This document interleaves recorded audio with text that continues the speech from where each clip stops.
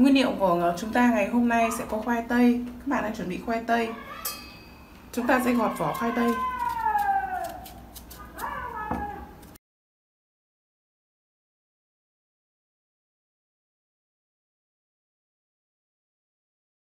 Các bạn hãy bào một nhỏ khoai tây.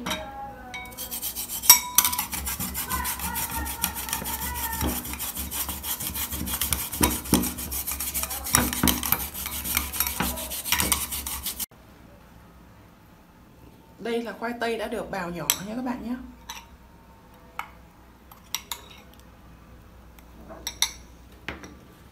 Tiếp theo đến các bạn hãy chuẩn bị một cốc sữa không đường. Đây là một cốc sữa không đường các bạn nhé.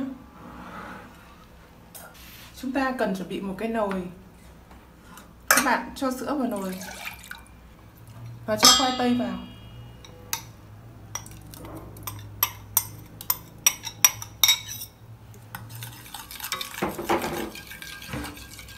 Chúng ta sẽ cho lên bếp để nấu.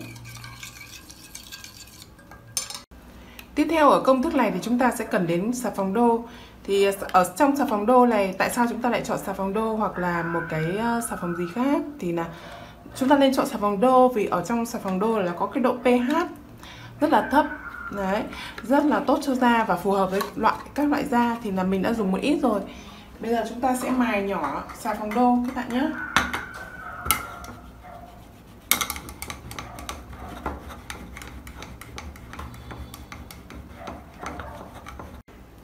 Đây, chúng ta đã có xà phòng đô. Đó, chúng ta cần khoảng 3 thìa.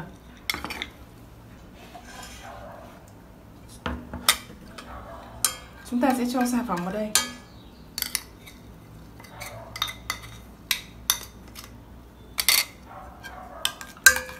Các bạn đảo thật đều.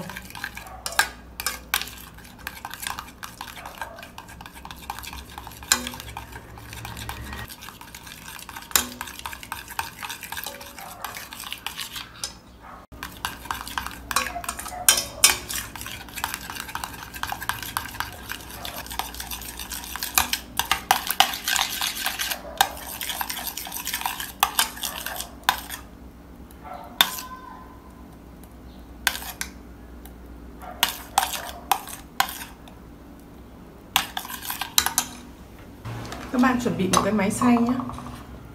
Chúng ta sẽ cho hỗn hợp vào đây và xay.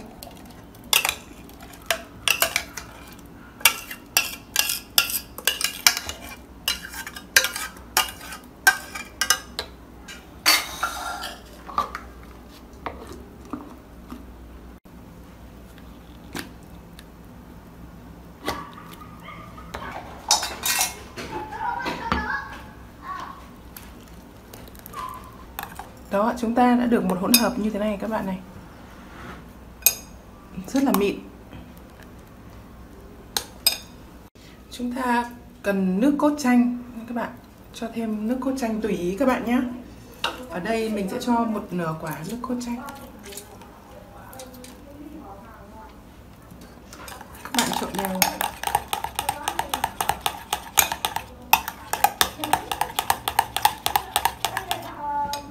Một thìa bột mì các bạn nhé. Chúng ta trộn đều.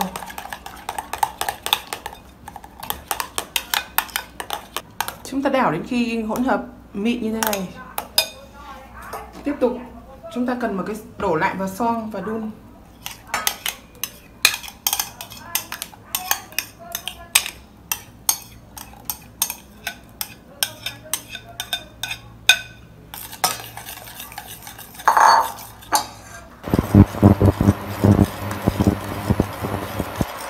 Các bạn đun trên lửa nhỏ nhé và các bạn đảo liên tục.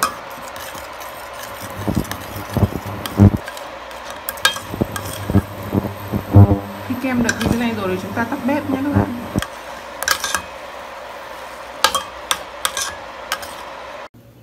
Đây, chúng ta đã có một dạng hỗn hợp như thế này. Các bạn hãy cho ra một cái bát.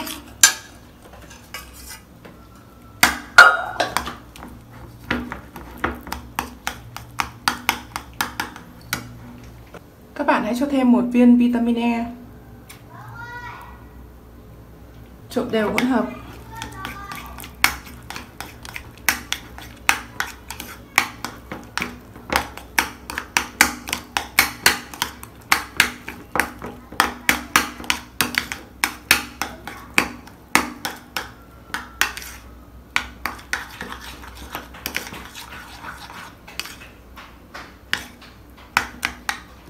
Chúng ta có thể cho vào một cái lọ sạch hoặc một cái đồ đựng sạch, sau đó chúng ta để vào trong ngăn mát để sử dụng thường xuyên các bạn nhé.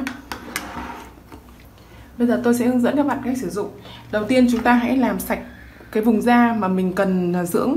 Sau đấy các bạn lấy một lượng kem, các bạn xoa lên cái vùng da mặt hoặc da cơ thể mình. Chúng ta massage 5 đến 10 phút và lưu ở trên da 20 phút. Sau đấy chúng ta sẽ đi rửa lại bằng nước ấm và nước lạnh. Một tuần các bạn hãy làm như thế này 3 đến 4 lần để chúng ta có cái kết quả tốt các bạn nhé.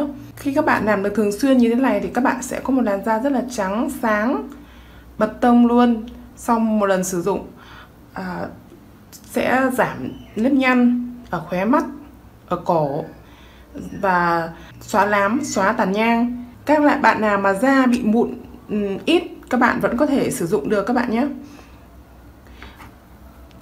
Lượng kem này chúng ta sẽ dùng được trong một tuần. Nếu như chỉ dùng cho mặt, các bạn có thể để vào ngăn mát tủ lạnh để sử dụng hàng ngày.